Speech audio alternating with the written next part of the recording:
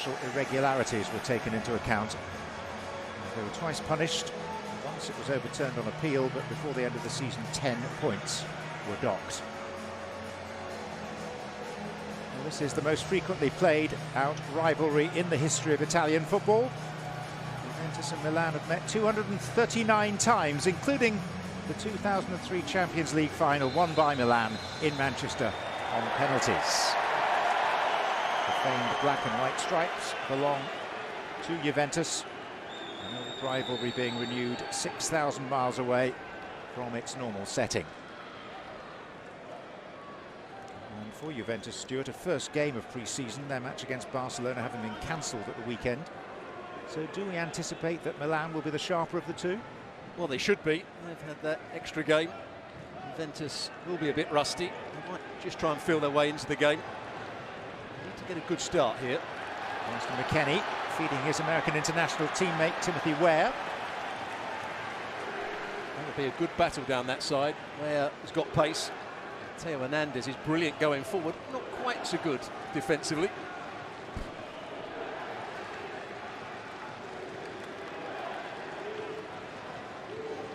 Gatti.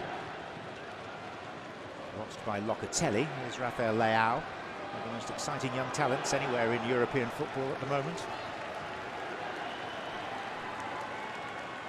Coveted by many of the leading clubs.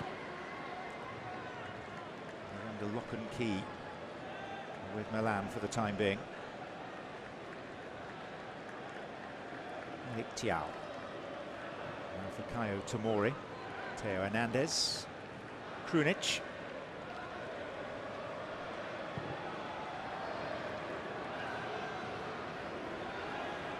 Pulisic. Moving Loftus-Cheek with the disguised pass. And Pulisic trying to get in behind Danilo. Calabria. Offside, Pulisic. So that's not going to count. With a good start for Pulisic. Have a good understanding with Loftus-Cheek. Both are at Chelsea. He's just about offside. He plays a good cross into the box. Leao finished it. I feel he needs a good start to his campaign. Pulisic.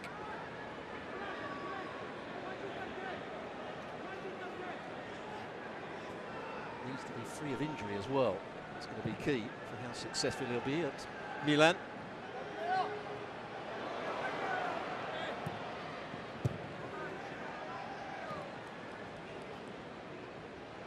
Where? He followed through. The new man, Tijani Reinders, who's a Dutch under-20 international. It's been a feature of some of the pre-season games we've seen. Certainly haven't held back in one or two of the challenges. That was a strong challenge from the right wing back. Loftus-Cheek. Stumbled by Cambiaso. Pulisic.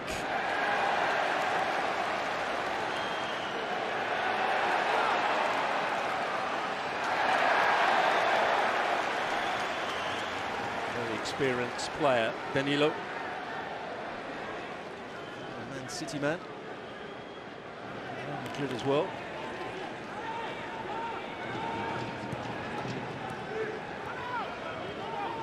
Krunic.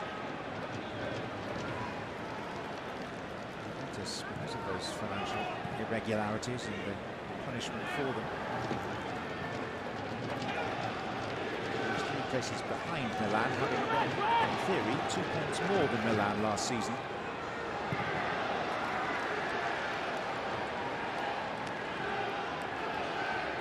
Locatelli.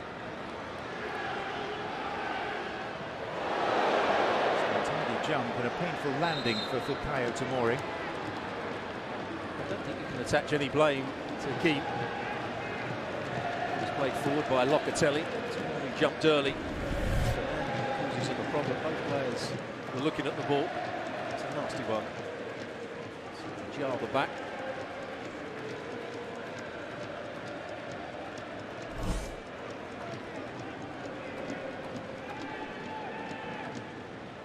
been excellent for Milan. Tomori over the last 2 or 3 seasons. Is he a player that Chelsea should have kept hold of? Maybe so. I think he's done really well. The one problem he might have is he's not overly comfortable on the ball when he's playing out from the back. He's certainly a very good defender. He's got pace. Although he's not the biggest defender, he's got a good spring, as we just saw there.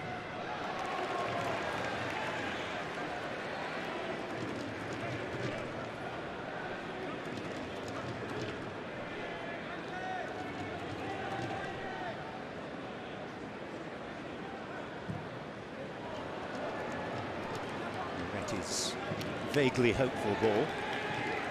Nothing more than that.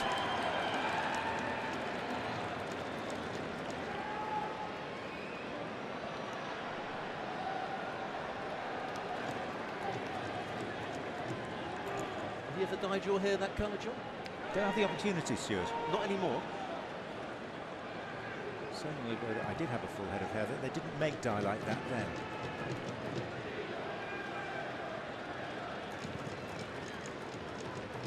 Theo Hernandez.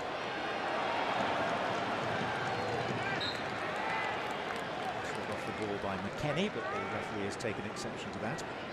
He's such a threat going forward, Theo Hernandez. Often almost plays as a left wing back, although he's down as a left back. Calabria will tuck in at times from this right hand side to allow Hernandez to break forward.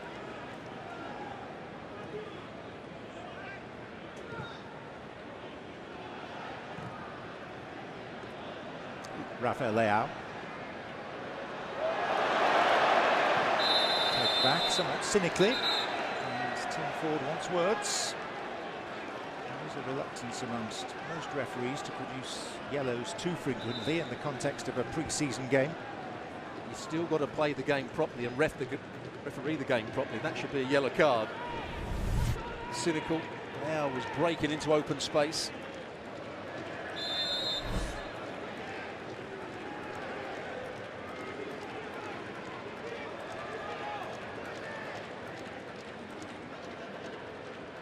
Reinders, out by Gatti. This is Calabria.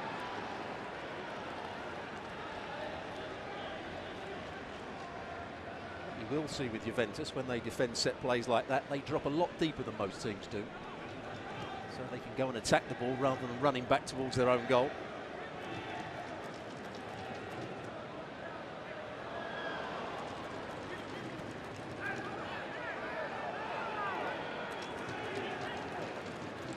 Krunic. Theo Hernandez.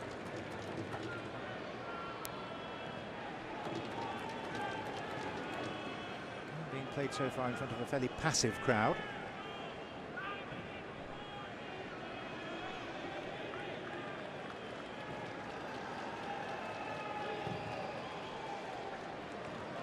Tomori's got a problem here. That early fall.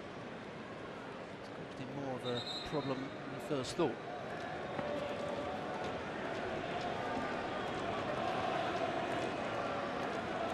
Member of the Milan medical staff on the way.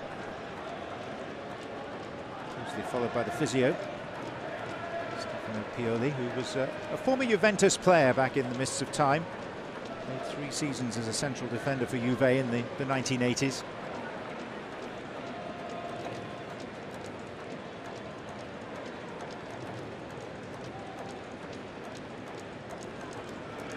If I was to ask you now, and I'm asking you now, which of these sides you expect to finish higher in Serie A this season, what would your answer be? Looking at the sides that are out there today and the signings they've made, I would still say Milan just about the better side. He's been in the job for a little while now and he's done a brilliant job. I'm not sure Allegri is quite playing the way he wants his team to play. A disappointing return to the club.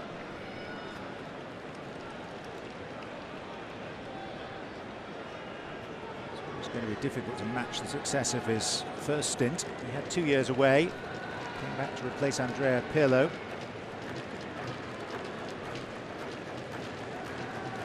came the first time. He took over from Antonio Conte, who had just won the title 3 years on the trot.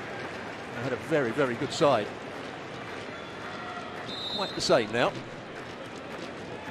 3 seasons without the title after 9 in a row.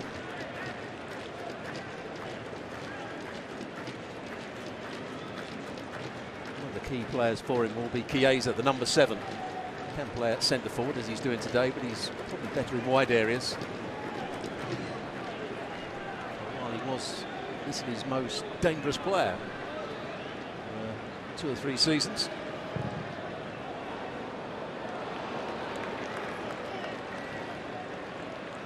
Tomori is battling on for now.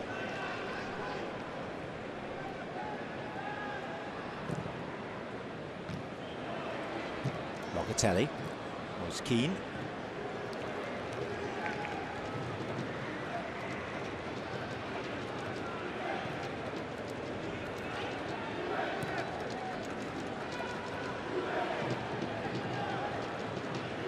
Chiesa.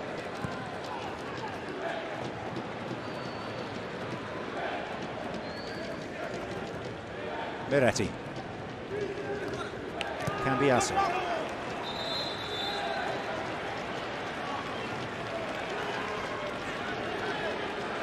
Once more, Federico Chiesa. Enrico, a very fine player, an Italian international. Father like son. Neat feet from Moretti. Cambiasso. Well, if he had his time again, I think he should be shooting there, Cambiasso. Good build-up play down this left-hand side, but it was half a chance for Cambiasso. Danilo. Not by Tomori. Volleyed by Calabria.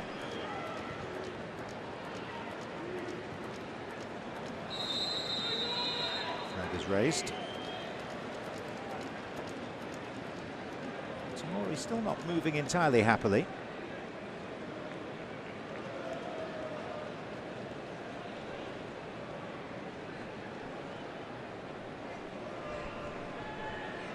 A couple of centre-halves, other centre-halves at the club. Simon Kjaer. Lulu can play at right back or centre-half.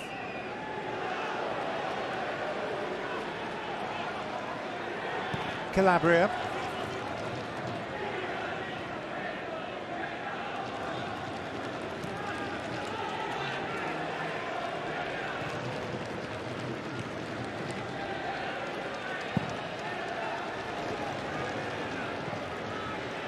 Good for Ware. He made something of it. McKennie.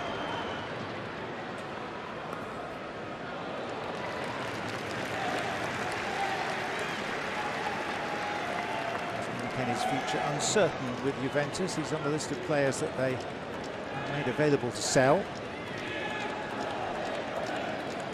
It's a list that also includes the swashbuckling central defender Bonucci, who's been a fixture at Juve for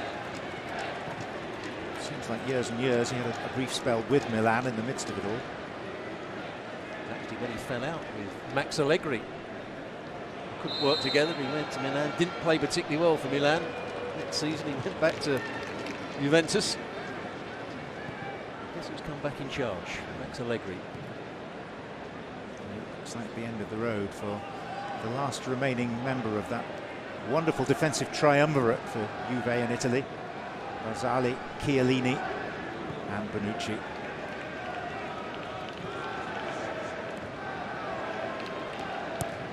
He said that Bonucci is keen to play at the Euros next year, so he'll presumably try and find another club rather than seeing out his contract. Pulisic has just moved over to that left-hand side. Leao has come to the right. How do Milan potentially deploy their wide forces? Because they've got Rafa Leao, he's going to play. Pulisic, they've paid a lot of money for. They've also invested heavily in Samuel Chukwueze as another winger from Villarreal, so 3 into 2 doesn't go. Well, Leao, whenever I've seen him play, has always played on the left-hand side. That's his favoured position, running with the ball, coming in on his right foot and getting shots away, playing little 1-2s. Hold on here. Keane. He's going to brandish yellow for the first time here.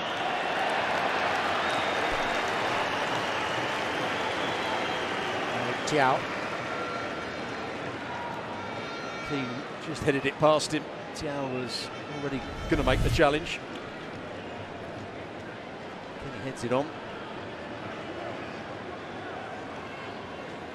And he puts his arms up, I think, more to protect himself, but it looks bad when you see it there. Going back to your point, it could be a battle between Pulisic and Chukwueze, who plays on the right-hand side. This is another player who comes into the number. It's Keane.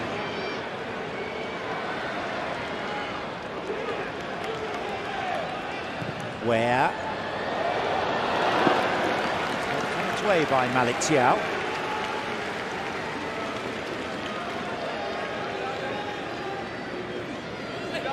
International.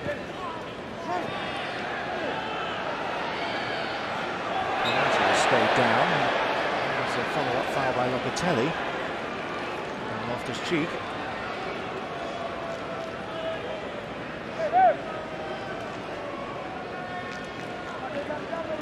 Just under a bit of pressure now. There's been one or two poor challenges. The referee. He's brandished one yellow card.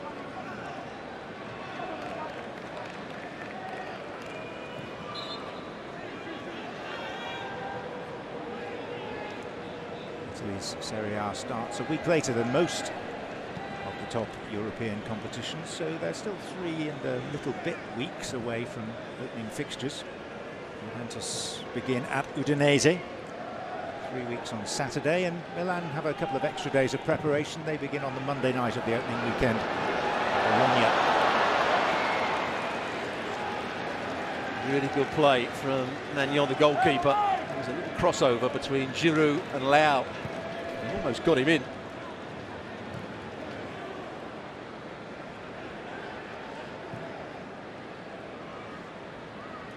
McKenna.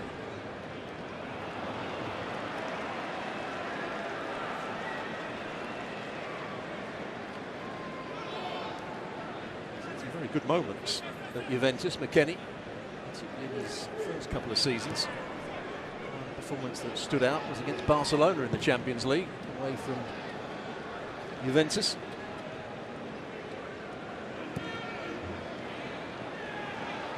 Pulisic.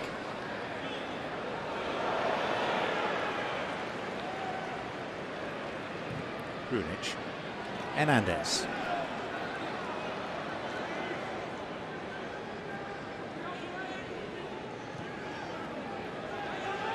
Leao.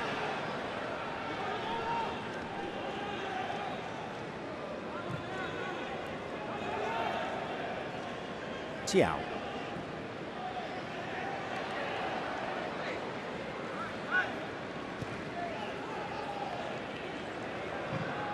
Locatelli tries to get Juve moving.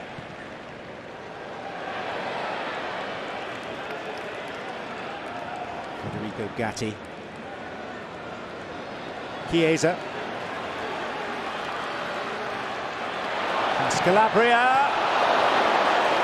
Best effort of this game so far. Great switch of play from Gatti. Calabria's got a problem. Chiesa running at him, chops it in onto his right foot. Wasn't there where he had the injury. He had it a little bit earlier on when he played a pass forward. Calabria straight away held his groin. Shape of the head as well. A casualty for Milan then. Davide Calabria. Here it is again. Chops it onto his right foot. Trying to bend it into the far corner. Starts it a little bit too close to the goalkeeper, Magnon. That's probably going to be the end of Calabria. He's taking the armband off.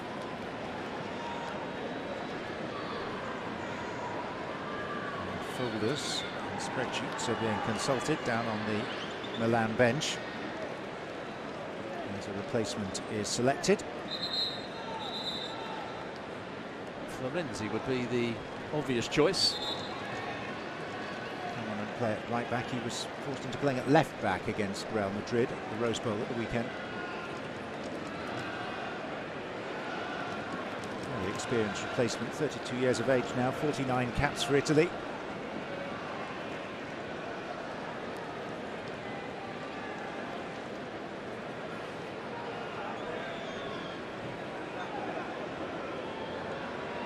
So it is indeed Alessandro Florenzi in place of the injured Davide Calabria.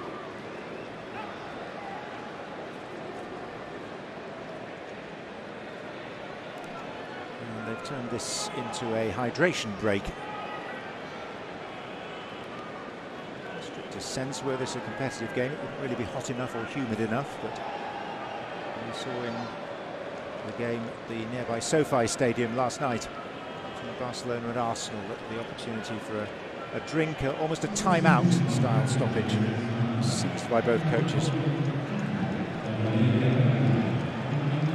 The Soccer Champions Tour continues over the next few days, and one of the highlights of this season's programme, Real Madrid up against Barcelona. El Clasico on American soil, Saturday 4:30 Eastern, live from the home of the Cowboys in Arlington, Texas.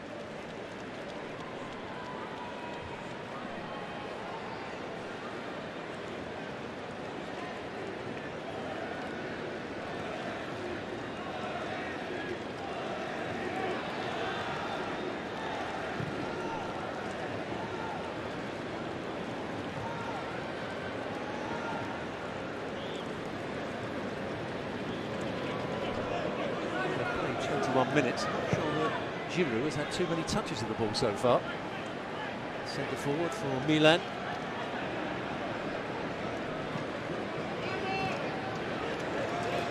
Loftus-Cheek. Pulisic.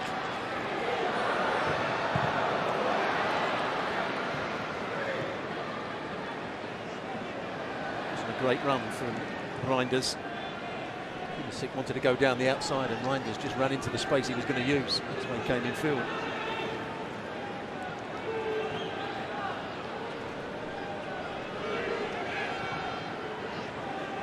Thiaw. Milan side who finished last season strongly in terms of the league play, one defeat in their last 11. Suffered the defeat of a semi-final exit to their most local of rivals, Inter, in the Champions League.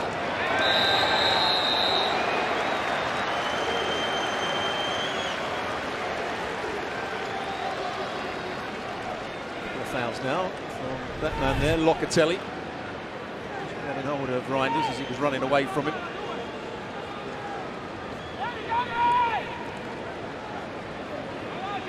The first touch for Giroud, a particularly good one. It bounced up in the air off his left boot.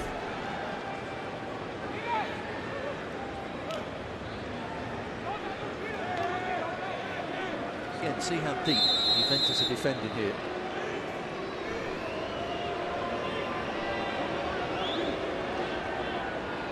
Hernandez. And the header is perfectly placed. Malik Thiaw guiding it well out of the reach of Wojciech Szczesny.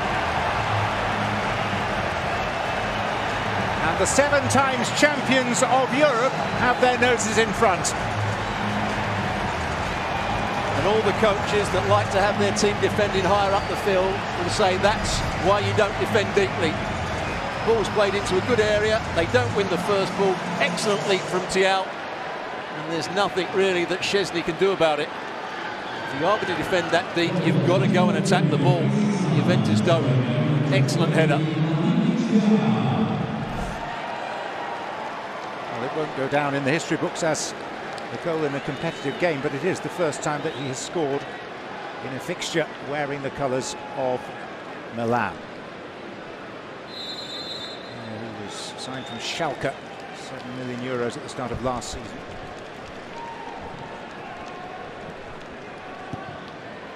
Goes well, met it sweetly. Milan in the lead, but here's Keane to Weah. McKennie. Locatelli. It's Florenzi.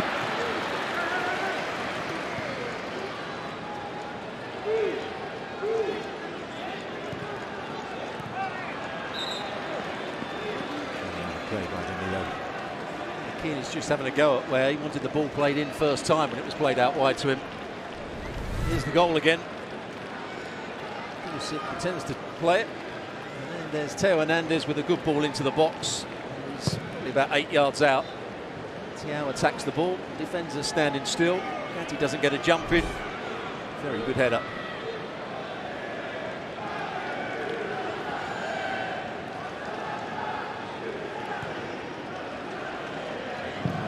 Albeit in a friendly setting. Theory at least looking to extend their recent dominant run. This is one of the last 9 meetings.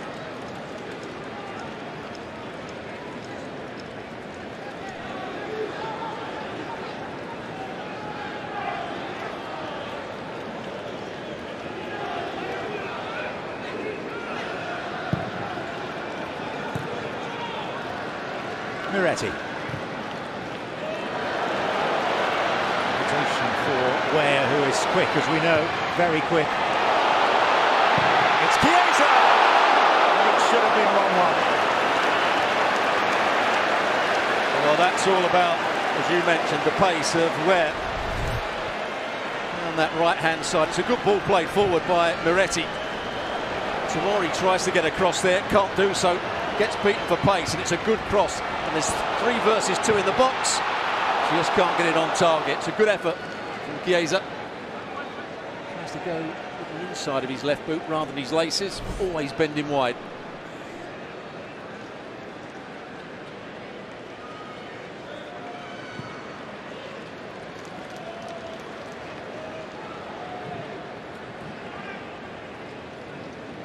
Milan a goal to the good. They led Real Madrid 2-0 at the weekend at the Rose Bowl and still lost. The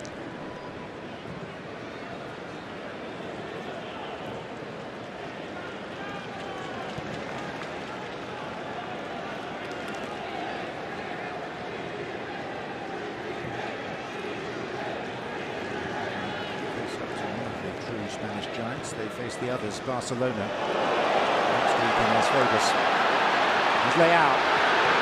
Difficult man to stop, and the ball was presented back to him at one stage.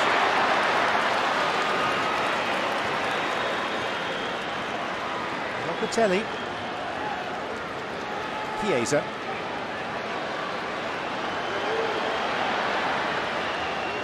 Mr. McKennie just had to be on his heels to avoid being offside. And there you saw Leao's pace. Well to track him back. Chiesa, the ability to go past people with the ball. Starting to open up the game. McKennie. Return it to Chiesa.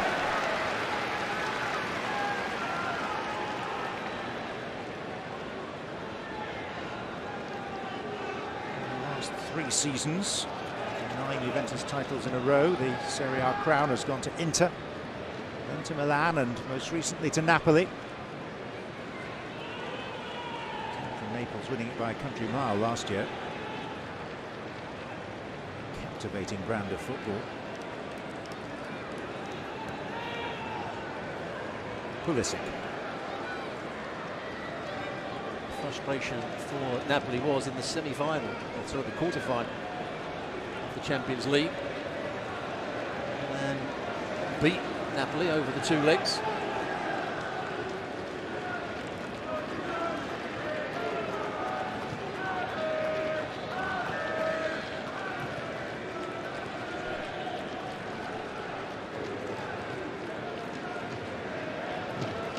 Leao.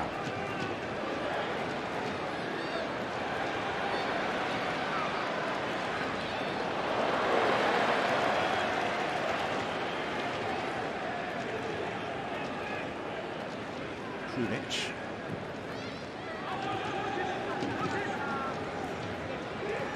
Reinders.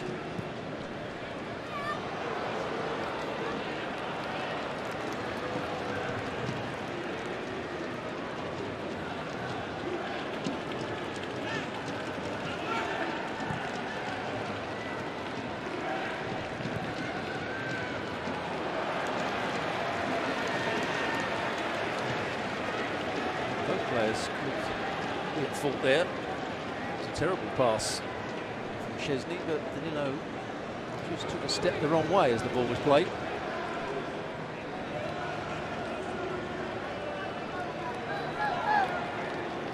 Allegri.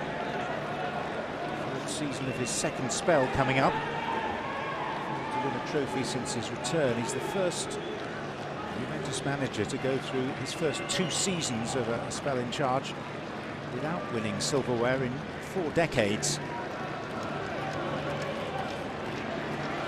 It's fair to say Juventus not winning a financial prize. He lost his job a little bit earlier on. Thought to sack him was quotes that were coming out. There's been in certainly approaching turmoil with Chairman Andrea Agnelli and the board all resigning in November. Agnelli currently banned for 16 months for making irregular payments to players.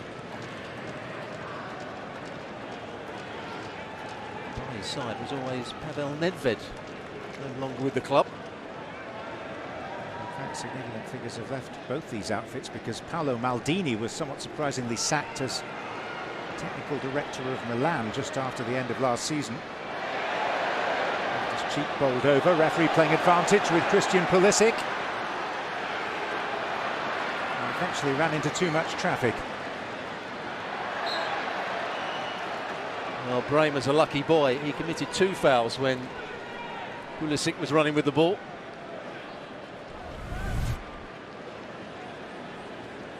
There he is again. There's the first challenge by Bremer, which was a foul. This one was also a foul. He tries to stop him. Reminders on Miretti.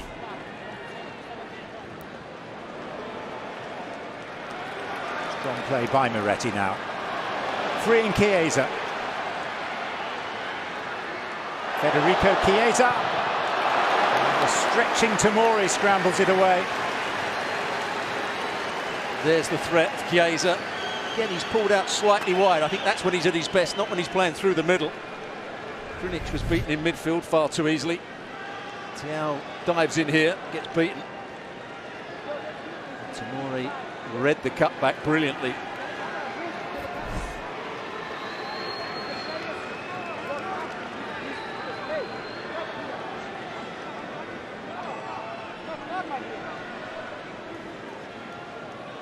So this will be Chiesa. On by McKennie. And scrambled off the line first of all by Krunic. Returned with interest.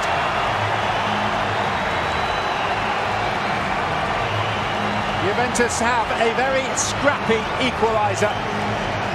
And it is the former Manchester City stalwart defender Danilo. And here's the ball into the box. Great flick by McKennie. They should score at the far post. Eventually, there he is. It comes back to him. Danilo in the right place at the right time. With his right boot. It's a real scramble. Should score there. Great save. And the initial one, Magnon. But they can't keep out the second and third.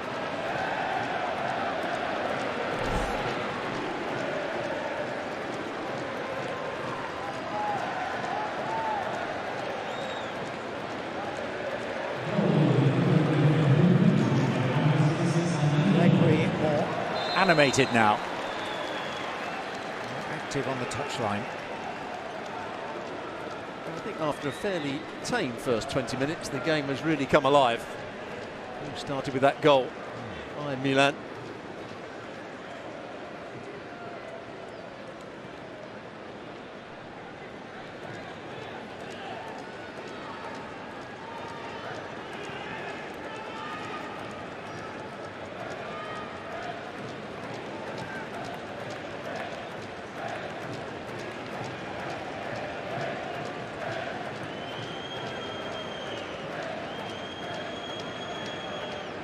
Krunic.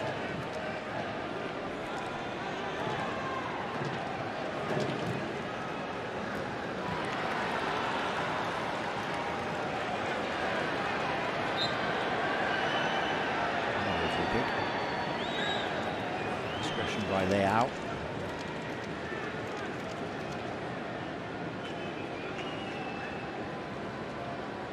Be a top-class player. Chiesa, I've seen that on a couple of occasions. So can that man there, Leao.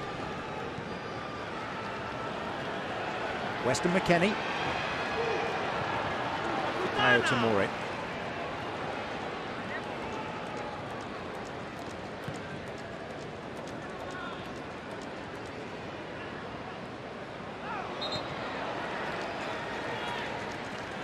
goes, Weston McKennie's got to show that sort of dynamism. That's his strength. He's a good athlete, great energy, get forward. Do you feel you saw that at Leeds? Not so much. Leeds were going through a bad period as well, has to be said. When he first came to Juventus, I saw a lot of good forward runs from him. Good in the box more often than not. Very good tactically. The team had to rotate around Ronaldo at that point. A very difficult role, McKennie, but he played it quite well when he played. It was between him and Aaron Ramsey quite often. Do you feel there still can be a future for him at Juventus? It's going to be difficult for him. There's talk of maybe Kessie, who we saw in the second half of Barcelona against Arsenal last night, coming into the club. He's a similar sort of player. And of course Pogba's still to come back from injury. Very nearly a really incisive ball for Giroud. Maybe 4 or 5 years ago. Maybe 4 or 5 years ago, Giroud would have got onto this. He just gave up on it. It was an excellent pass from Leao. Become very much a box player, Giroud. Gets on the end of crosses. Good finisher.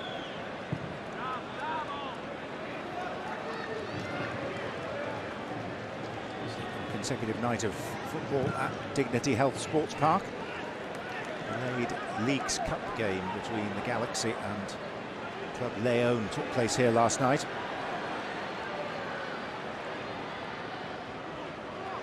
Cambiaso. Danilo.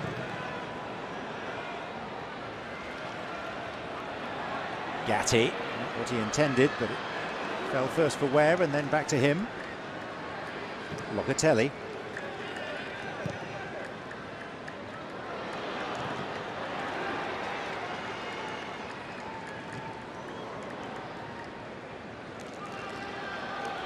And off goes Rafael Leao. He's got the eye at the World Cup.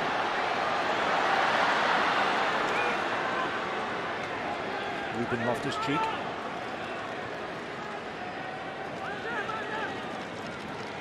Pulisic. Hernandez. The head of Locatelli, and that's behind for a corner. Just a fraction more on the cross, and that's where Giroud would have been getting on the end of it. It's the sort of ball that he loves. Got a slight problem here, Chiesa. Talk about the threat of Giroud as we see this incident once again. That's not a foul by Pulisic. He's just trying to hold off the challenge of Chiesa. These sides last met Serie A penultimate week of the season. The end of May was settled in Milan's favour, that game by a classic centre-forward's header from Olivier Giroud. That's Pulisic. It's Thiaw and Giroud. They look for a flag. There is no flag, and Milan have their lead back.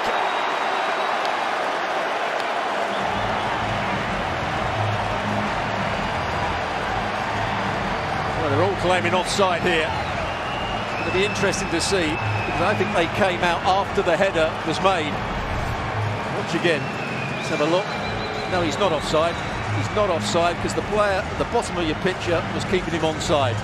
Doesn't matter what was going on in the box. It's the player that was closest to the corner for Juventus was keeping him onside. And it's a very nice finish. No chance for the goalkeeper, Szczesny. They can moan all they like, Juventus. It was onside.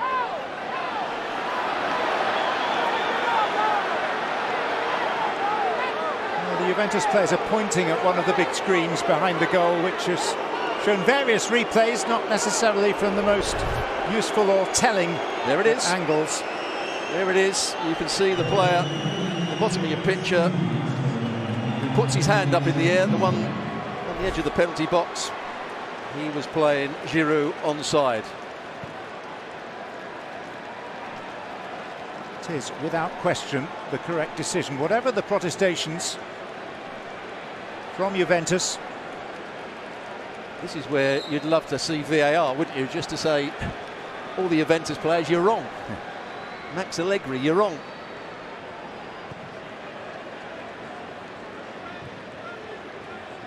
This being pre-season, no VAR tonight.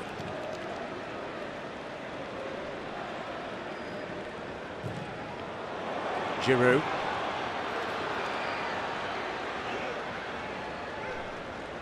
Loftus-Cheek. We're appealing for hands now against McKennie. Chiesa.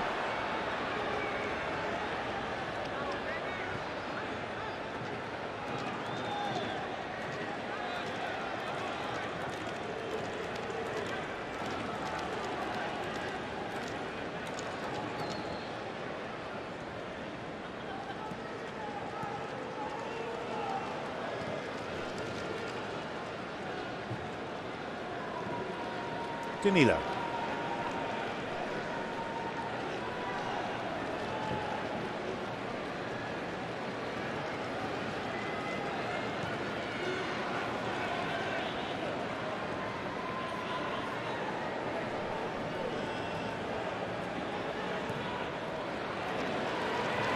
Loftus-Cheek.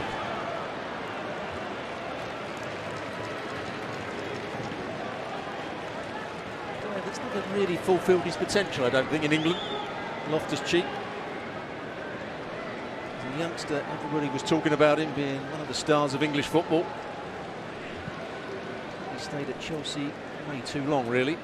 19 years in total.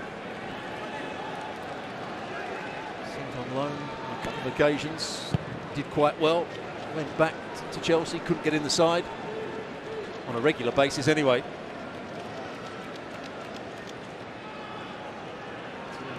Fulfill your potential, you have to play on a regular basis.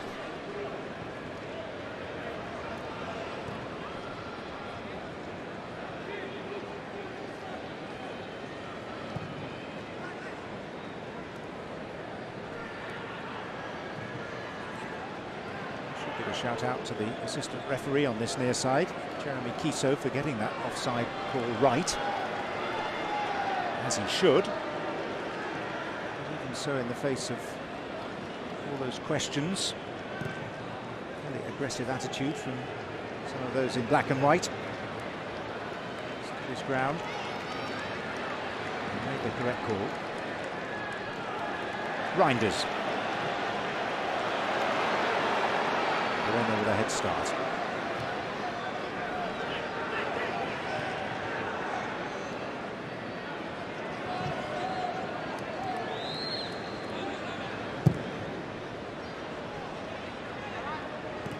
Cambiasso.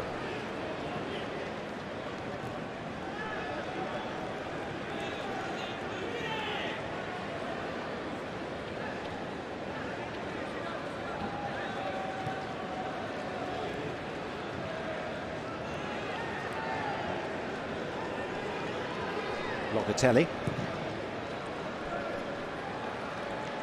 Hernandez. Gatti involving himself. Here's Ware. Gatti again. Corner that's been given. Milan protesting. But interception by Gatti. He continued his run. One or two players in the box wanted a cross coming in. He decided to shoot from quite a tight angle. Oh, he's rising over the bar. Quite see where the ball came off Tomori. Nor could Milan. That's their point. Where it will be as we enter the final minute of the first 45. Has he changed his mind here? He has. Somebody's told him that there probably wasn't any contact. Two bemused looks. The taker had been dispatched and have got as far as the quadrant, ready to take it. So, Stuart, sum up this first half. I think it's been a fairly tame first 20 minutes. Both sides just feeling their way into the game. We've seen some good little bits of play from Chiesa. Seen some good play from Leao. Pulisic has had one or two decent runs. It's been fairly even. just needs a little bit more intensity, I would say. What has been key is that Juventus haven't defended set plays particularly well. Both goals for Milan coming from set plays. That's earnest discussion. Telly and Giroud.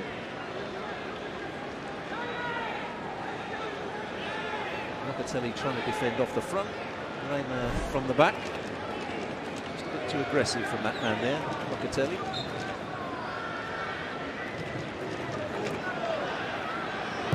Rafael Leao.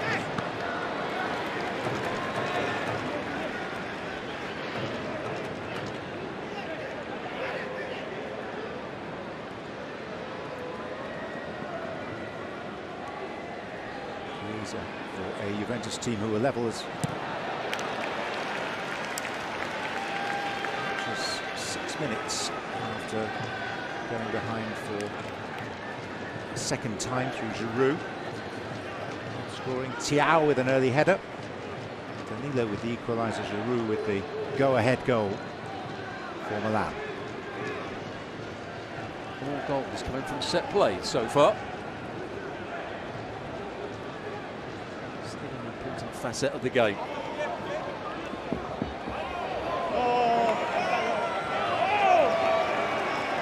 This is a corner and it will stick as a corner this time. We're going to be the final act of the first half as Chiesa jogs across. He's had one or two good moments, hasn't he? Well, down that far side, the right wing back.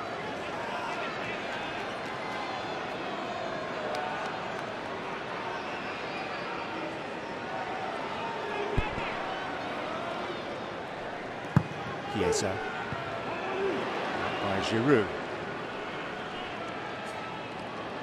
Leao.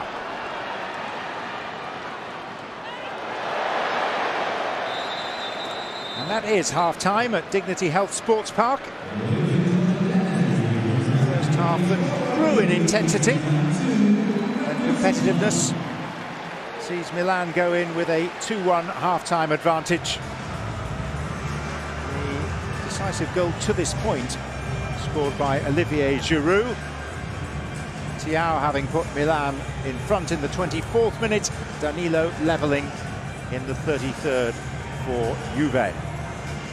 Two sides between which there wasn't a great deal to choose in Serie A last season in terms of overall points tallies, but usually recent meetings have gone Milan's way, as this one is doing at the moment. Half-time in Carson, 2-1 to Milan. So it does look to be same again for Milan. We're just waiting for a couple of their players who are chatting to Paul Pogba by the touchline at the moment. Two Frenchmen, yeah. Giroud and Theo Hernandez. It's all right, we can wait. Having kept everyone else waiting, they're now ready to resume, and so we can get back underway.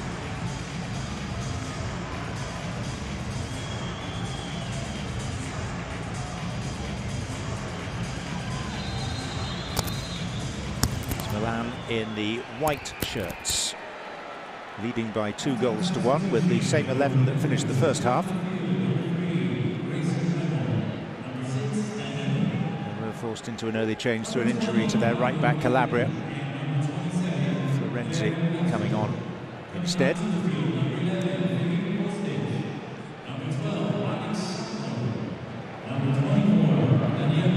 Gianni's header is one of those to arrive. McKennie, Gatti, Alexandro,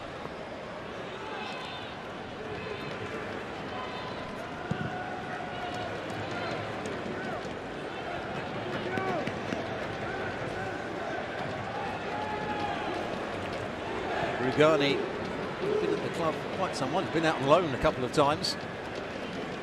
He's playing at the centre-half position. Alexandro's gone to the left-sided centre-half as in that back three. Gatti staying where he is. Locatelli stay out there as the holding midfield player. Kostic is filling in, as he so often does, as the left wing-back. Such a good deliverer of crosses with his left foot. Moise Keane. We'll get a free kick.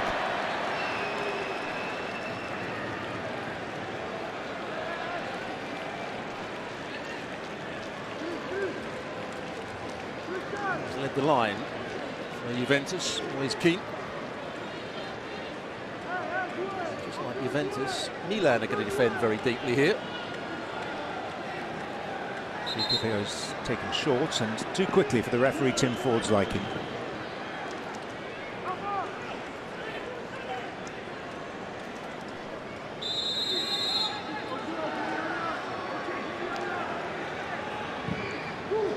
It's fired in. Deflected en route. Rugani is going to take the plaudits.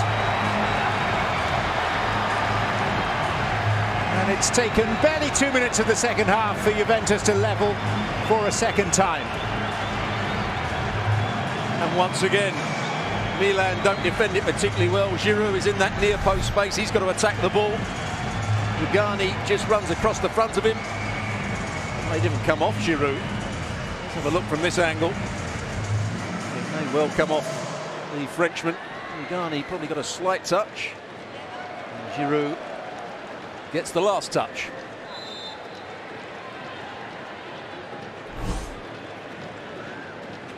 So Rugani will lay claim to it, even if the last physical touch was off Olivier Giroud. What is for certain is that it's 2-2, and off goes Loftus-Cheek for Milan. Pulisic. Locatelli. Now Kostic. Chiesa is furious. The ball wasn't played over the top. He'd made a great run in behind Florenzi. Kostic couldn't get his pass away.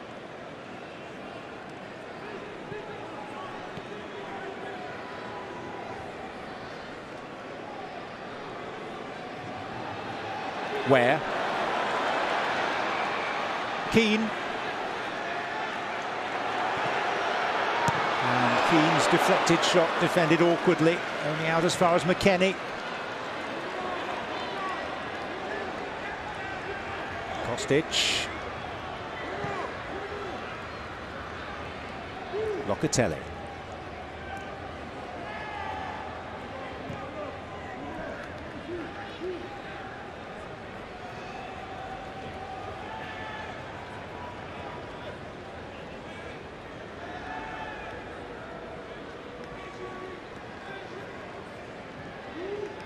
Saw the pace and the quality of Ware again. Really good run that time infield from his right wing back position.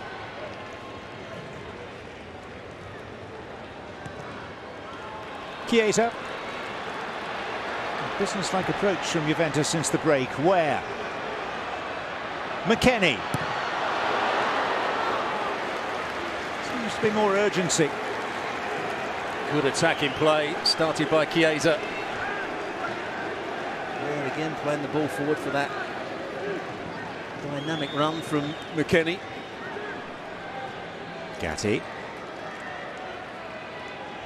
Chiesa. Well, both players stopped expecting a whistle from the referee and it didn't come.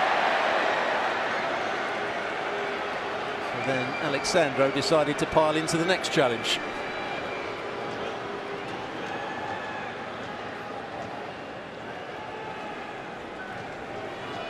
Here's the goal again. Again, they're defending just outside their 6-yard box. It's whipped in with pace. Rugani gets the first touch. And it comes off Giroud's head, but it should be Rugani's goal with that slight touch that he got. Nice introduction to the game for the 7 times capped central defender who celebrates his 29th birthday tomorrow. Chiesa. Kostic. Alexandro. Manuel Locatelli. Ware.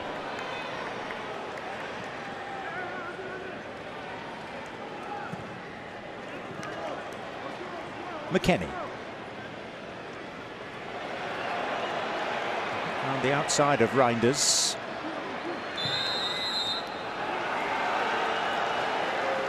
just couldn't quite keep the ball away from Reinders. Once he'd gone past him, he needed just to get it on his right foot. So Reinders couldn't make a challenge. There are the substitutions. Rugani, as we said, playing as the middle centre-half. Alexandro, the left centre-half. Kostic, the left wing-back. Ning Jr. was playing in a central midfield role.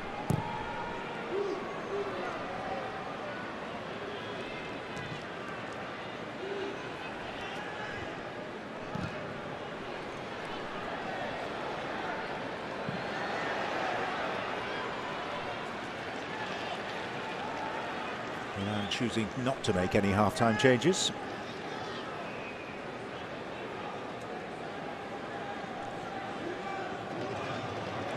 They have a whole group of potential replacements warming up in the left-hand corner. Loftus-Cheek.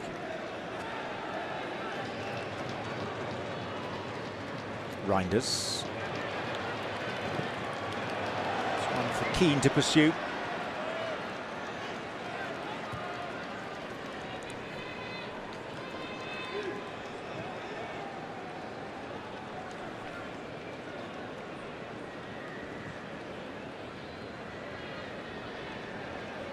Rafael Leao.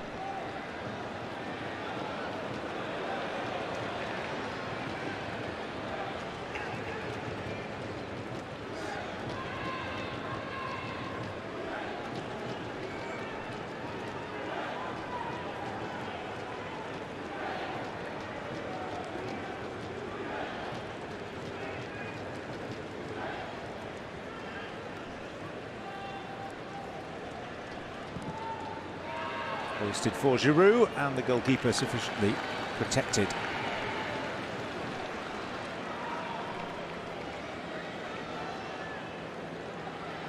These are the players that are eligible to come on for Milan. We should just point out that as well as that caption that we showed you, there has been a change in goal for Juventus with Pinsoglio on the field.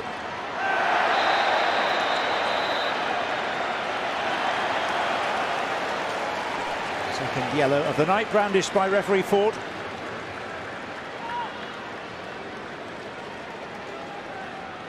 Visick, the player that was brought down, again another good run from him.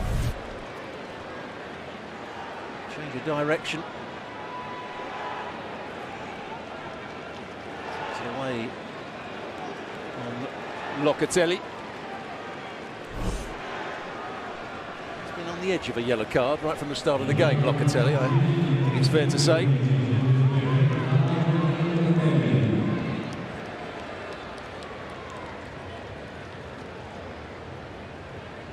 Three candidates: Giroud, Hernandez, Florenzi. With a whole group of Milan substitutes ready to come on.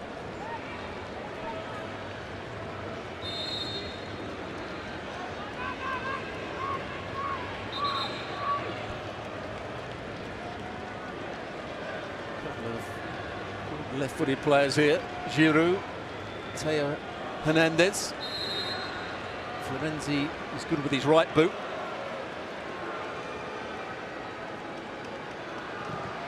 To Giroud. And it went awkward for Pinsoglio. Yeah, I wouldn't say that was the most comfortable of saves. Just bouncing in front of him. Almost got underneath this one, the goalkeeper.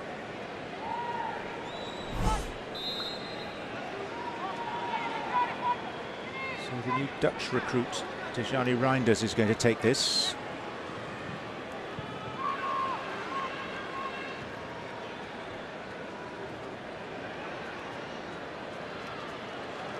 Leao, Pulisic, followed up there by Alexandro.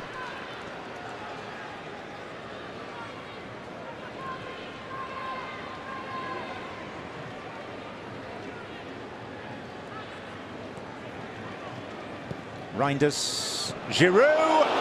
Well, he tried to replicate his famous scorpion kick. Perhaps the most vividly remembered goal of his entire career for Arsenal. Yeah, he difference was it came from the other side when he scored that goal.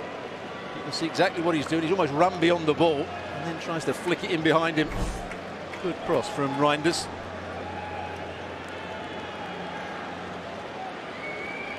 And that's the cue for multiple substitutions by Milan.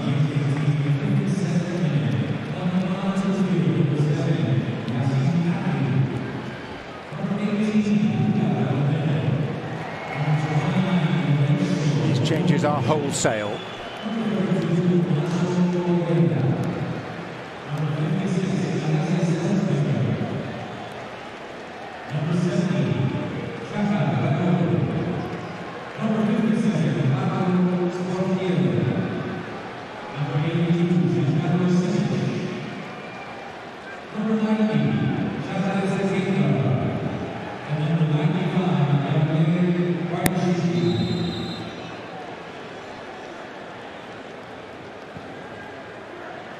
Florenzi has stayed on, but that apart, it's pretty much all changed. Here's Ware.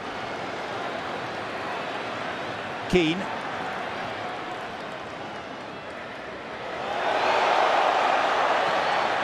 There's Keane hoisting it for Kostic. And Keane coming in again. We know he's got a good left foot. Kostic doesn't quite make the right contact here. Good play from Keane.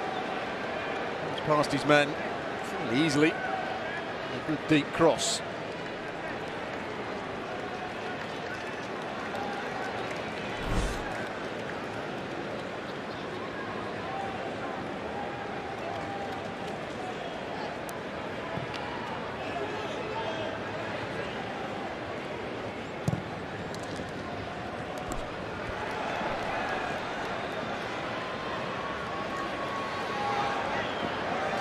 As one of the new arrivals making the challenge on the far side. He's one of the more experienced players that have come on for Milan.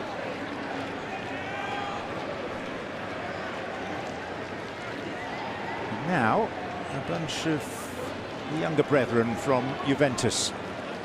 6 of them coming on.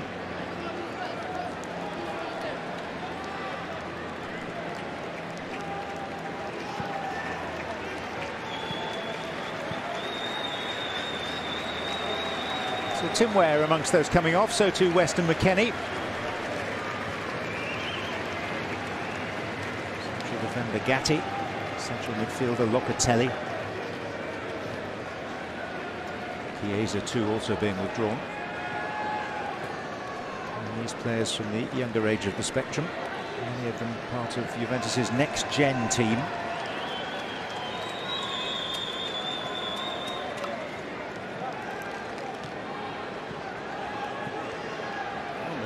Is Milik, who's come onto the field, very experienced Polish international.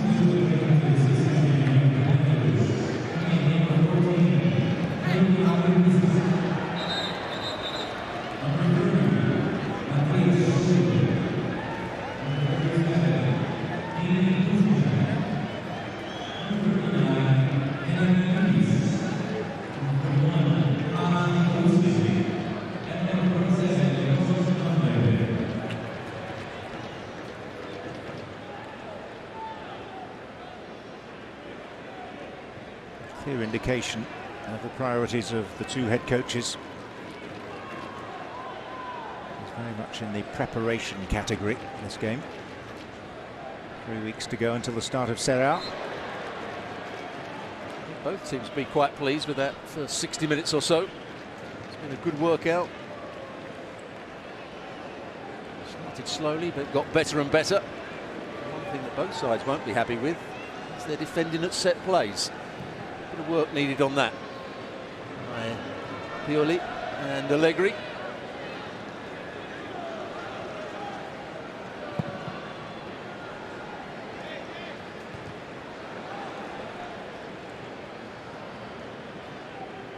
Illing Jr. It's Florenzi. Coni de Winter.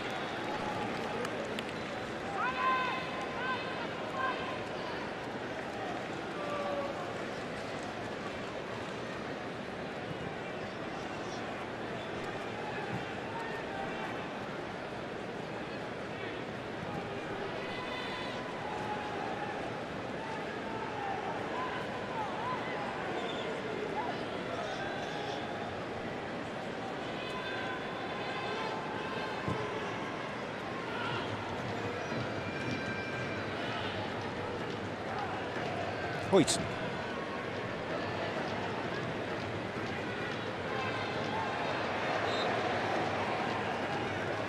Lucy, the midfield player that was knocked off the ball there.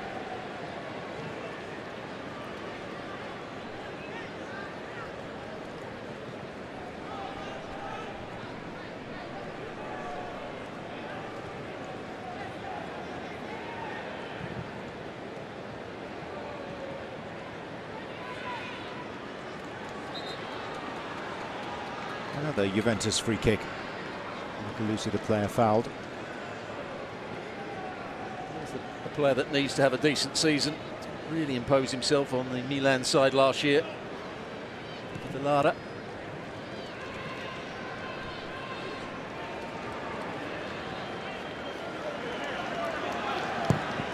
Positioning himself in the centre, but Batasaghi, the Milan defender, cuts it out. Kostic, Milik.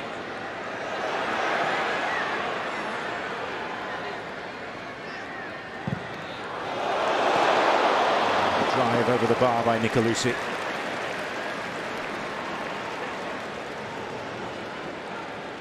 Been involved since he's been on, Nicolucci. The player that laid in the ball, tries with his right foot, trying to wrap his foot round it. He's going over the crossbar. As things stand, this game is heading for penalties. Plenty of time left to avoid that. If it's level, it will be decided from the spot.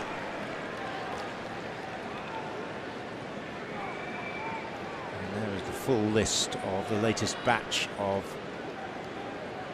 Juventus substitutes. Pinsolio actually came on at half-time, the goalkeeper. The other 6 have just been introduced.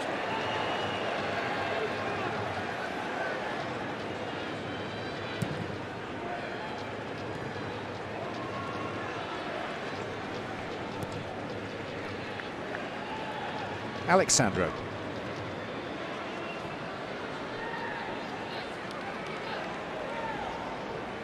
Would not be surprising, Stuart, if the game rather lost its pattern now with all these fresh players on the field. Absolutely, it's always difficult. A lot of young players out there as well. Next team with 1 or 2 experienced players who are still trying to prove themselves. Florenzi's now moved to left back for Milan.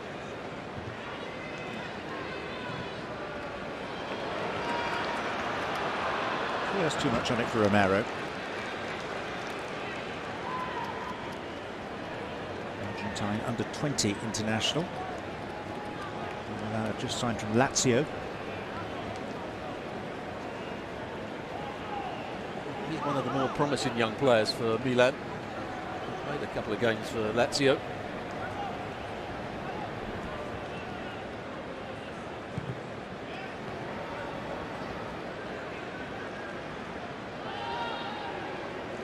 Sule, another Argentine. Hoyson.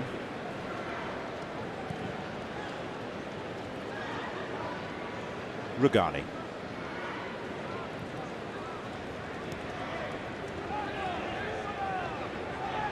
In his early career, held the record for a centre-back who had never been booked. Quite some number of games.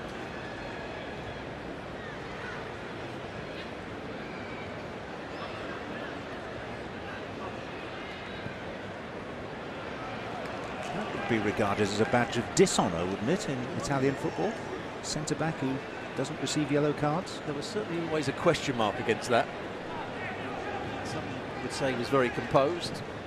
Others would say he wasn't quite fierce enough. Country that has produced some of the very finest central defenders across the decades. Generally the sort to act first and ask questions later.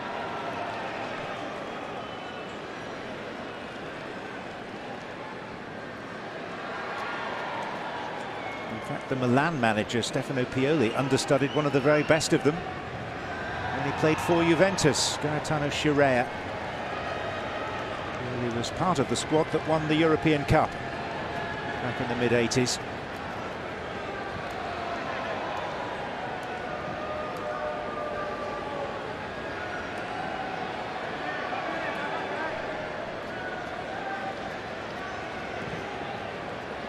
Alexandro. Kostic. Florenzi.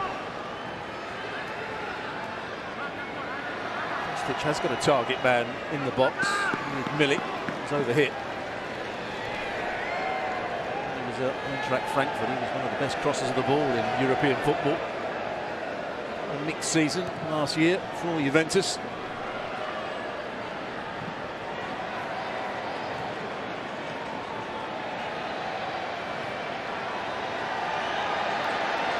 Rugani.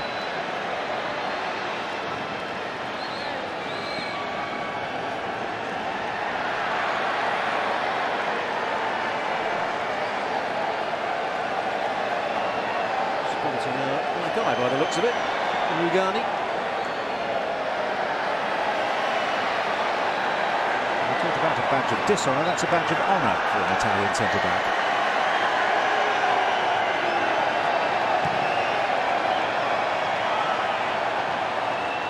Salamakers, Belgian international, who they signed from Anderlecht. And Yassine Adli.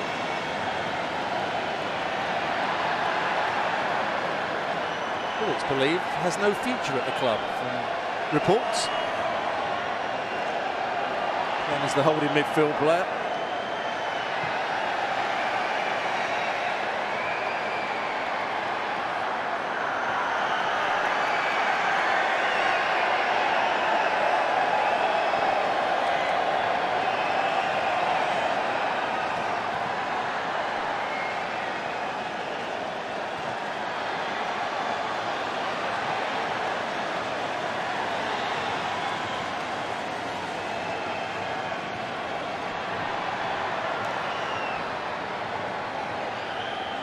A lot of passing at the moment, no real penetration from either side.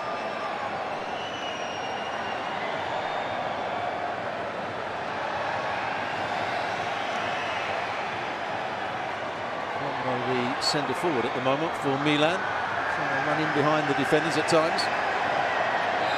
Romero, and then Adli held back.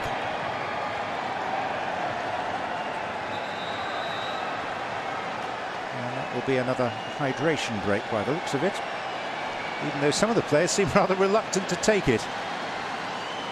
As if the referee was saying, well, that's what I've been told. So where do we stand in this contest? 2 apiece is the obvious answer to that, but in terms of the balance of the play, can you even assess with so many new players out there? Well, I don't think you can assess it now. You have to assess the first 60 minutes. And it was a fairly even game. I think both coaches will be disappointed with 1 or 2 things. There's 1 or 2 good performances. There's some patterns of play that you saw from Milan. Juventus without their main centre-forward at the moment, Vlahovic. He's keen to have to play that role if he's not fit enough for the start of the season. There's still talk of Vlahovic maybe going somewhere else. Chiesa, I thought, was excellent while he was on the pitch.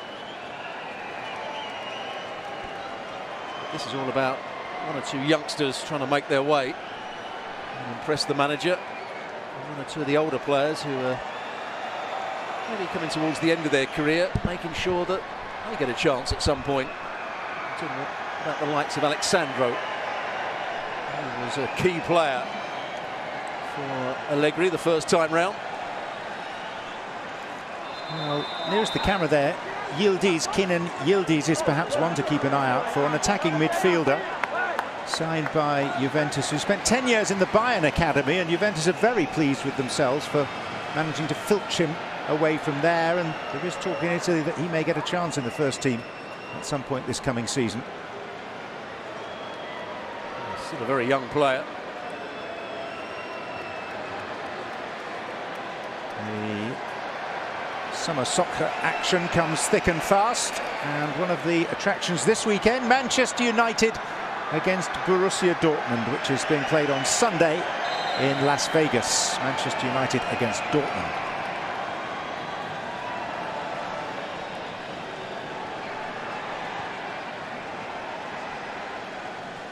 Sagi is the left-sided centre-back for Milan. He's 17 years old. Can play as a left back as well.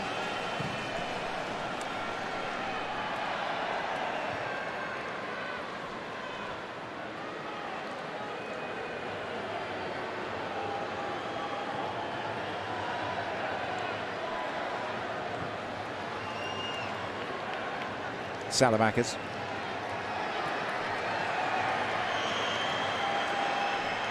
That's the interesting role. Salamakers so often a wide right player or a wide left player. He's playing as a marauding right back at the moment. I'm not sure he's going to be overly pleased with that. Chaka Traore.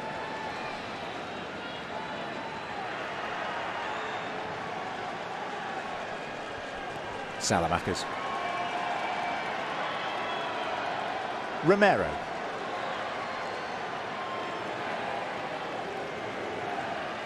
De Keita-Lara.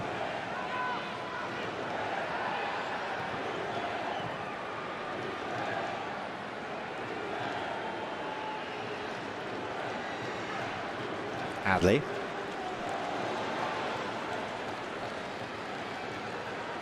Vega, the player that just tried to nudge it round the corner.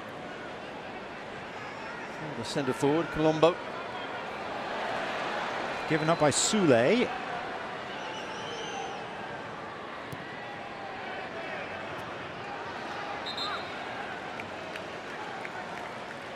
Milan's ball. Next for Milan, Barcelona in Las Vegas on Tuesday. And the same night, Juventus face Real Madrid in Orlando. Juventus in the US for the second year running. Last year they played Chivas in Vegas, Barcelona in Dallas, and Real Madrid at the Rose Bowl. I think it's fair to say when you see the age group that have come onto the field, just hold off here. Possibilities for Milan. Pinsolia just about covering his upright, but not a great deal more.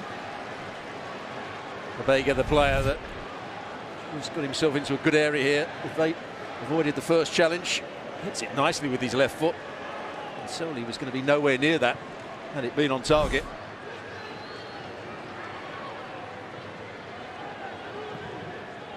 Vega, a player that played in the first team quite a bit last year. He's not one of the real youngsters.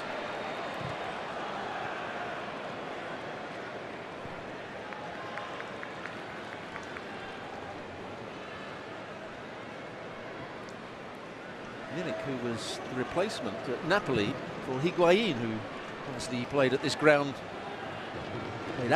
for other sides. To Miami.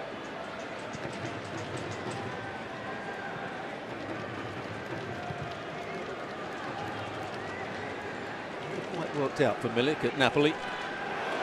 Traore gifted the ball. Colombo back to Romero, who stabbed it goalwards, and Pinsolio's called into serious action. Well, I'll have to see this again. It could be a very good save. It's a nice effort from the youngster. He won the ball back in a good area. There's a block there from Regani. On the outside of his left foot, that's a good effort and a good save as well. Regani certainly doesn't handball it there. Colombo sets up. Probably just about going wide, but he still has to make the save.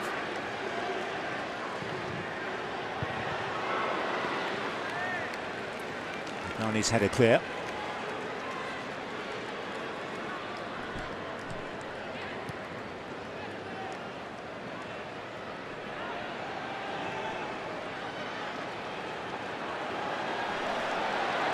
Joseph Nonge. Here's Kostic. And Sportiello, the goalkeeper, having come and stopped, eventually got that. Well, the player that looked as though he was going to get there first just stopped his run, Kostic. Milik. Huyson. Yeah, worth an effort. Huyson seeing the opportunity to come forward on to his right foot. space in front of him, a couple of good touches. Strikes it quite nicely. He's rising though.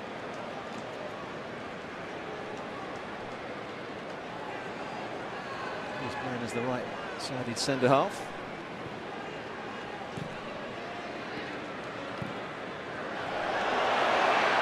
Again, slack defending, possibilities for Juventus. Willing Jr. finding Arkadiusz Milik.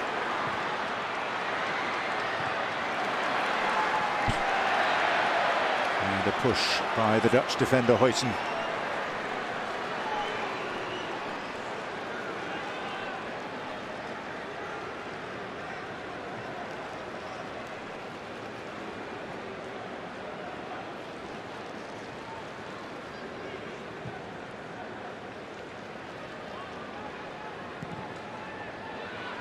Florenzi, Chaka Traore.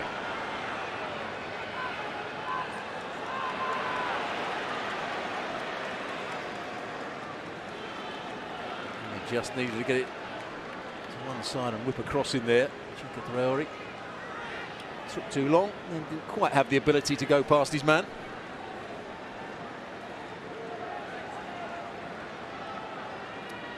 Nicolosi, Sule.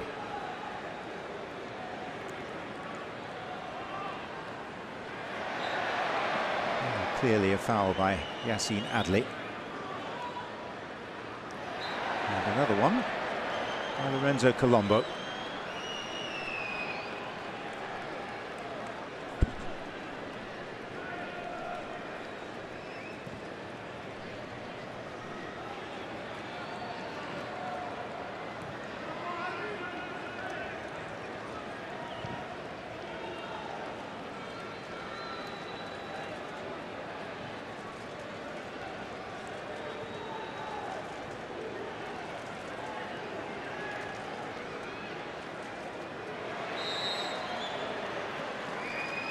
I was just about to say, when you look at the squads that Milan and Juventus have got and the players they've brought on, compared with what we saw from Arsenal and Barcelona when they put their subs on, still some top-class players. See the lack of depth in these two squads.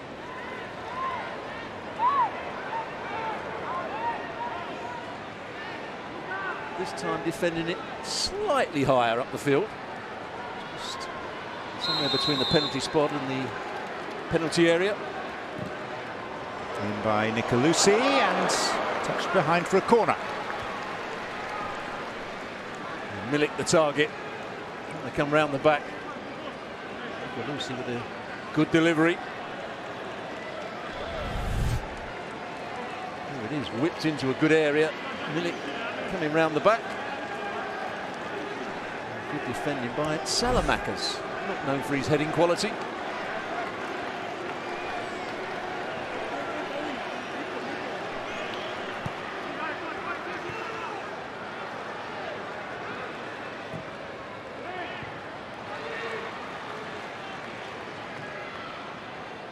Sule.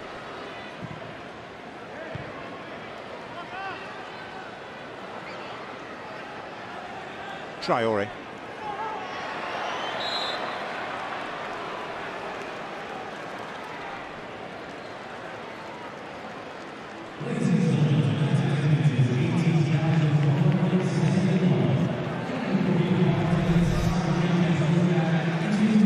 Feeling a little bit too aggressive with the challenge.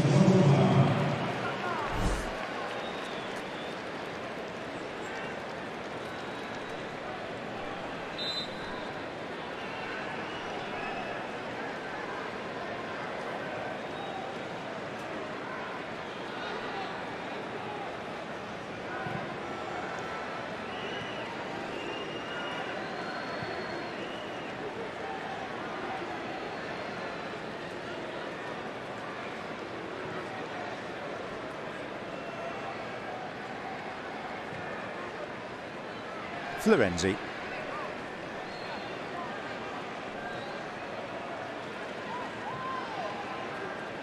And he let the league crown slip from their heads last season, proposed by Napoli.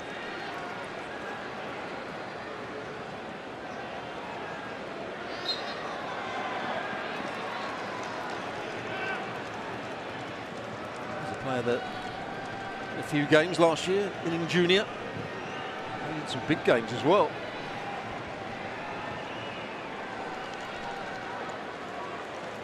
There's another Milan substitute about to be added to the mix.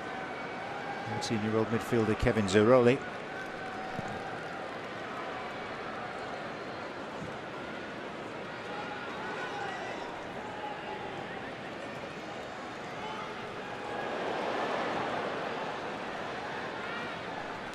If it stays like this for another 7.5 minutes plus stoppage time, we'll be having penalty kicks. Here comes that substitution you were talking about. And Zeroli is replacing Florenzi. Zeroli is actually a lifelong fan of Milan. Very thrilled to score against third division Lumezzane in a friendly last midweek.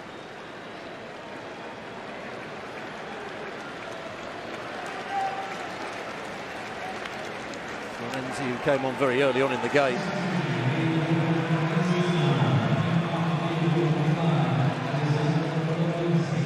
A lot of changes in position as well here.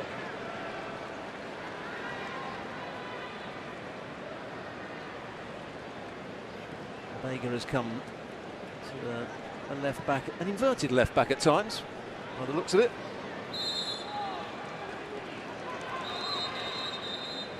The referee wants the ball back a bit.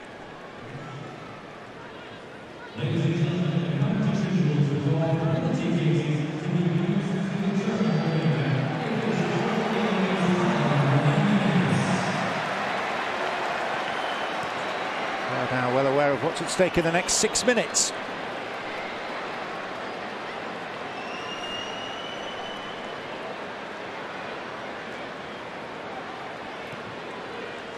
Sagi.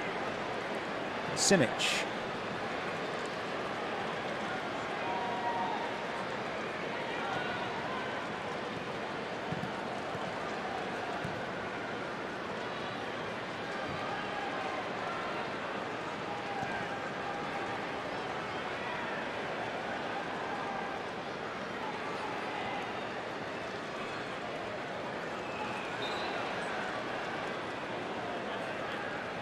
Be some young players out there, but Pioli is really demanding that they go and close the ball down, try and make things happen. You see him pushing Traoré on, put pressure on the ball.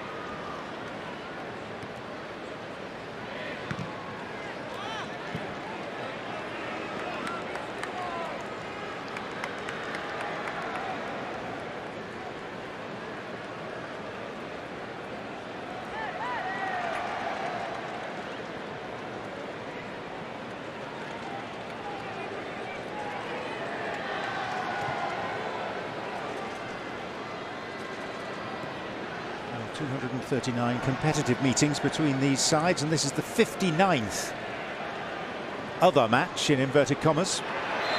In the regular competitions, it's yet to be decided. But Milan have a free kick in a position of promise. One or two players taking a look at this. Romero was there. Adli came up very quickly. Lada is also in and around the ball. The one that picked it up seemed to want it. It's Adli that's put it down. Suggests he might be the taker.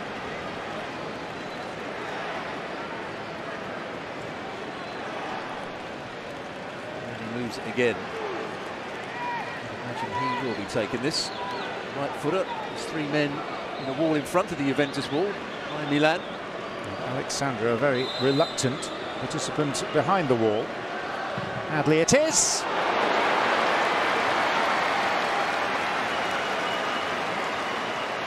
I'm interested to see where that goes, because it looked as though it might have gone under the wall. It might have just gone down the side. It goes down the side. It's a comfortable save. He saw it coming all the way. Zoli.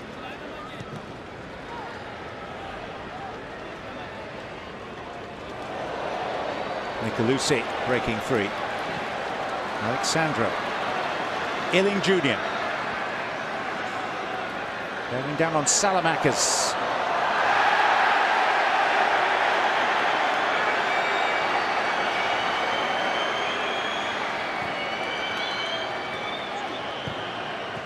Referee absolutely right to dismiss the shout for a penalty, maybe from the crowd.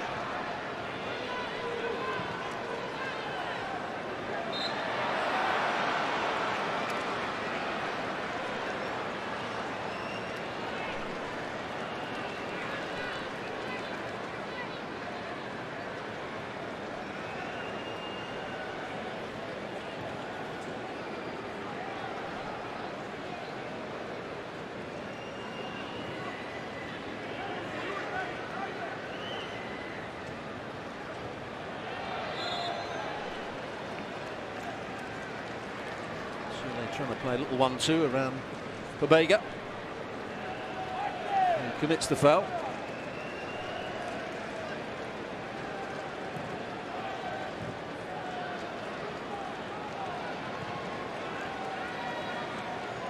Alexandro.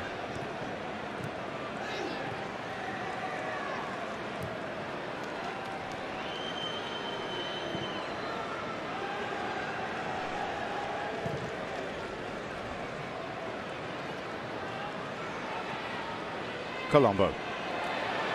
Zeroli. Kept alive by Chaka Traore. Salamakers. Colombo.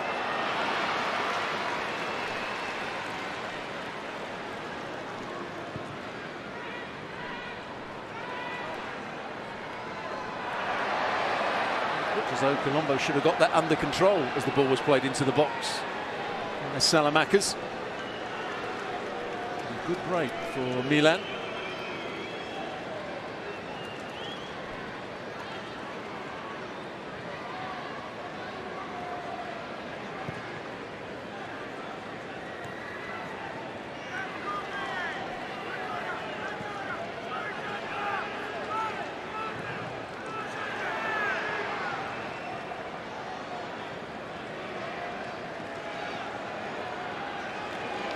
Colombo's challenge. Very calmly done by Howson.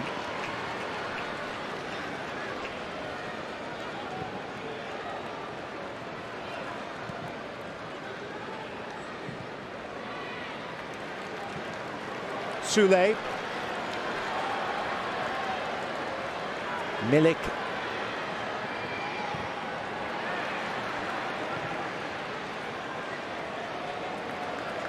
Just not happened for Milik since he's been on the pitch. And there will be no additional time, so we are straight to penalties.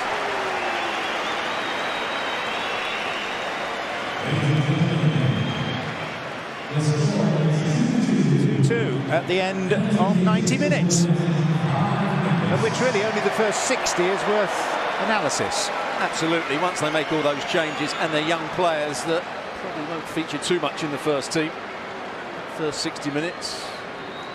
Some decent attacking play, some decent set plays as well. Not good defending by both teams when balls came in the box. One or two good performances, and it's been a good run out for both teams in that first 60 minutes. Well,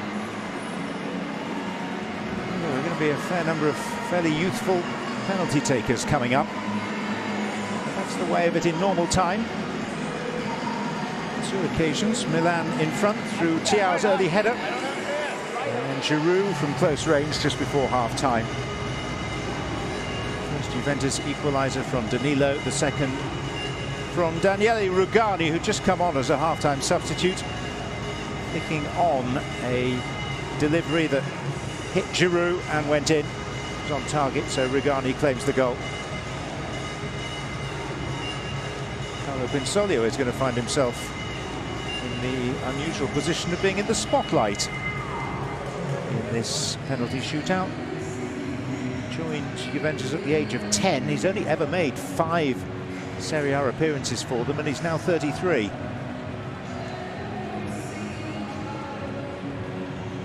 A bit of pressure on some of these young players if they come and take the penalties. Just enough experience on the field for both sides. players that have that bit of experience, maybe, of these sort of situations.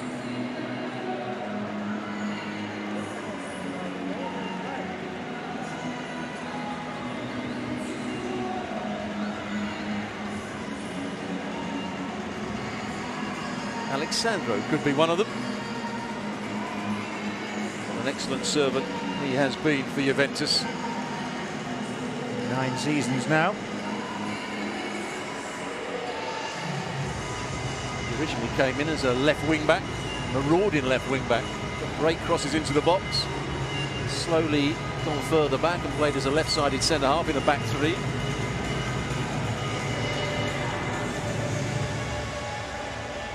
So the two goalkeepers here are going to be Marco Sportiello, who's only just arrived at Milan on a free transfer after a decade at Atalanta. And in the Juve goal, Carlo Pinsoglio, who owes his presence in the squad not to regular appearances but more to his influence in and around the dressing room.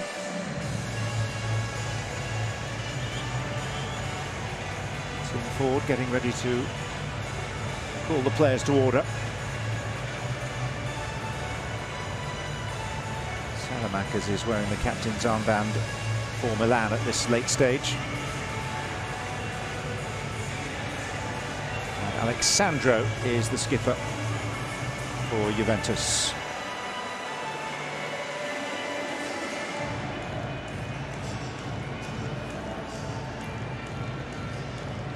Salamakers actually had an excellent end to the last season. There was one particular goal he scored against Napoli.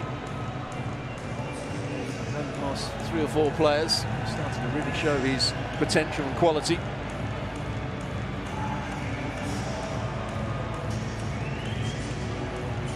It seems that the kicks are going to be taken at the right-hand end of the stadium, or so the referee indicated. Let's see if he follows through with that.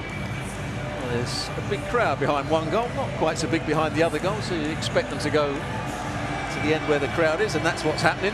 It's also closer to the dressing room afterwards, Stuart. It's a long walk, isn't it? Players certainly didn't want to go there at half-time. One of the first times I've seen that, although there was a very famous game. That was at the Etihad, when Hull City lost quite heavily, and their manager, Phil Brown, kept the players out there and gave them a rollicking, I think you can say, which didn't go down too well with the players. And didn't do him too much good in terms of his managerial prospects with Hull.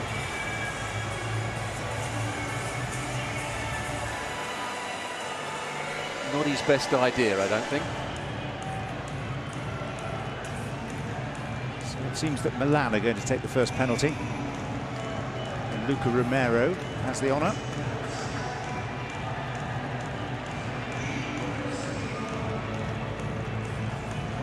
And he's going to be facing Carlo Pinsoglio, veteran goalkeeper, for once out of the shadows. Luca Romero, 18-year-old attacking midfielder, born in Mexico, grew up in Spain, was an Argentine junior international.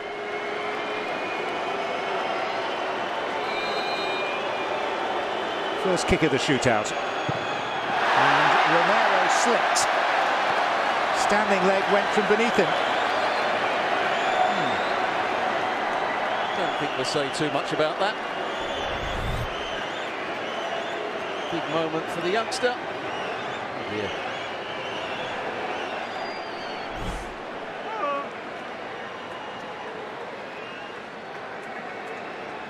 So can Arkadiusz Milik be rather more sure-footed for Juventus?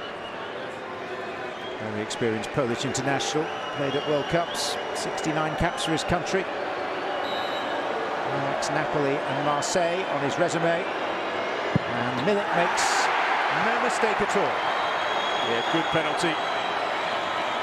As skip as he ran up to it, but hit it with power, hits the side netting. Goalkeeper chose the right way. But couldn't make the save. It's a nice height for the goalkeeper to save it. Just couldn't get there. Sportiello. Yassine Adli will celebrate his 23rd birthday on Saturday. Once of PSG and Bordeaux. French-born to Algerian parents. His future with Milan questionable. But Adli is up to scratch here, and Milan are on the board. Well, once again, the goalkeeper chooses the right way, but it's a good enough penalty to beat him. Just like the previous one, he wraps his foot round it, actually hits the side netting. Good penalty again.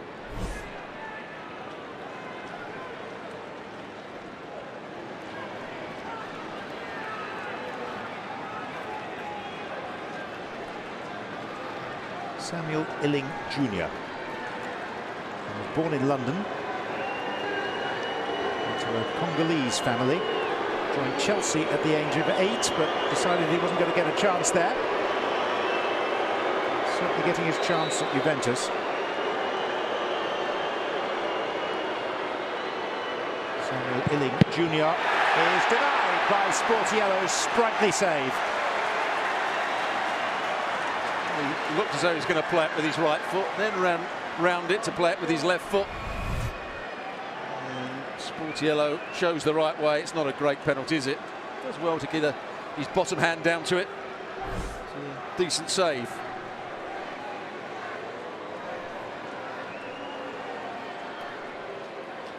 Tommaso Pobega. 3 caps for Italy, born in Trieste. And at a very savable height for Pinsolio. It's actually very clever goalkeeping. He was working across the line, he was going backwards and forwards. He was trying to put Pobega off. He was probably in front of the line as the kick was taken. Certainly one foot was in front of the line. Very good save. Nice height for him.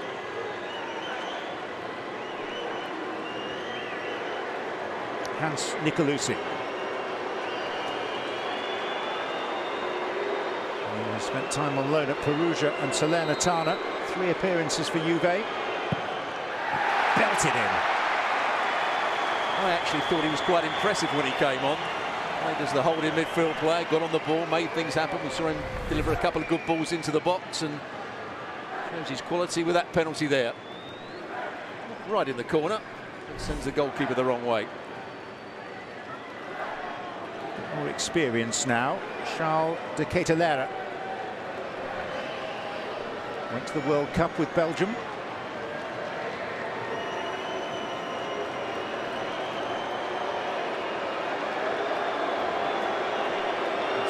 This time not running backwards and forwards across his line. Sportiello just told to get away from behind the goal. Mixture of Juve and Milan fans directly behind the net.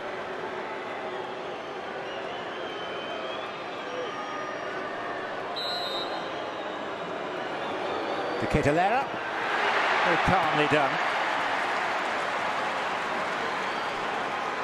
Nice smile from Pinsolio. A composed penalty for the Belgium.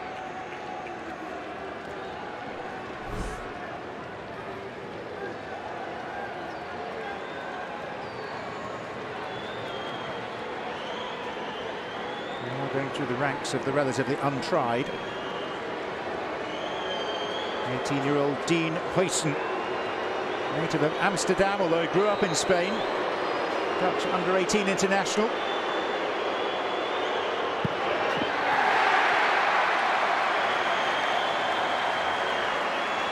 I think he had a little word with Sportiello as well. Something must have been said between the two. Uses the inside of his right boot. A very good penalty. Had a lot of pace on it, considering he played it with the inside of his foot rather than his laces. So 3-2 in Juventus's favour.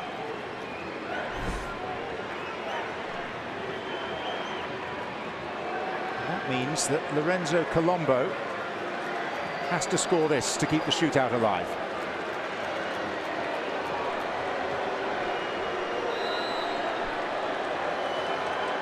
Colombo with a bit of pressure, and the goalkeeper Seemed almost wrong-footed. 3-3, but Juventus have a kick to win it. Well, he took a gamble. He thought that Colombo might go down the middle, so just stood his ground. That wasn't quite the case. This still could be the winning penalty.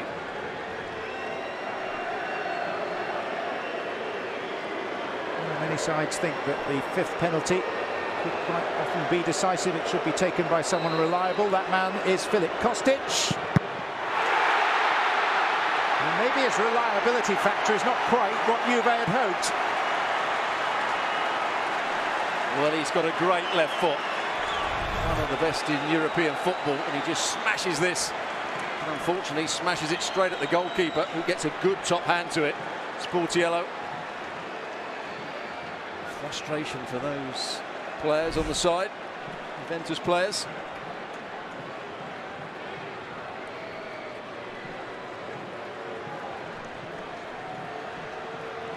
Davide Bartasaghi, who is a defender, not a specialist. And maybe it showed.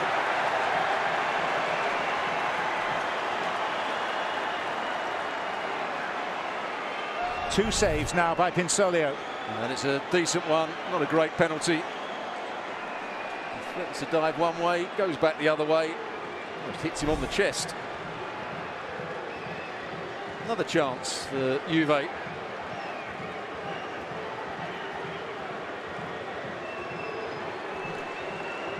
It is Matthias Soulé. Very promising young Argentine player.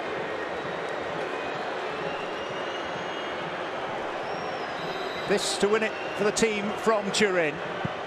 And he does! It's Juventus' night in Carson, California. Victory over their age-old rivals from the spot. And it's a good penalty as well. Soulé composed, left foot, rolls it in the corner.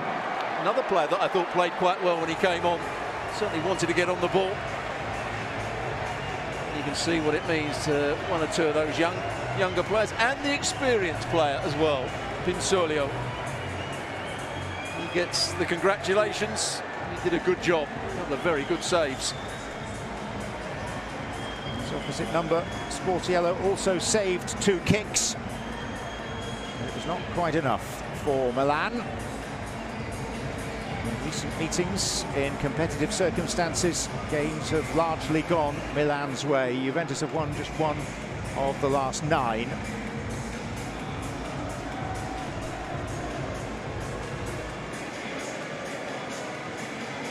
This tees them up for battles to come this season. These two sides meet for real in the context of Serie A in week 9 of the upcoming season.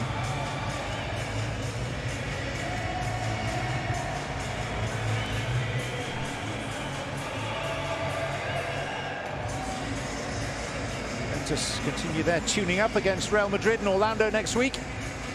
Next for Milan, it's the considerable challenge of Barcelona in Las Vegas next Tuesday. And a rare moment in the sunlight for Pinsoglio. Let's take a look at the man of the match, brought to you by DirecTV, and it is the veteran understudy goalkeeper. Yeah, well, he had his moments. Great in the penalty shootout. Came on as a sub at half-time. Or Szczesny.